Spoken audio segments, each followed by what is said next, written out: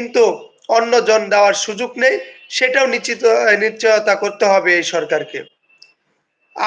আমার জীবনে আমি আজও পর্যন্ত ভোট কি জিনিস, ভোট কেন্দ্রে গিয়েছি, ভোট দিতে আইডি কার্ড শো করেছি, কিন্তু আমার ভোট আমি দিতে পারি নাই।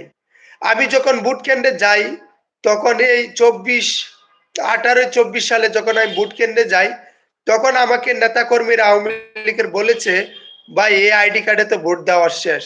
তখন আমি জিজ্ঞেস করলাম যে, আমি তো এখন ভোট কেন্দ্রে যাই নাই, তাহলে আমার ভোটটা কে দিয়েছে? আর আমার আইডি কার্ড তো আমার কাছে, তাহলে এই ভোটটা কে দিল?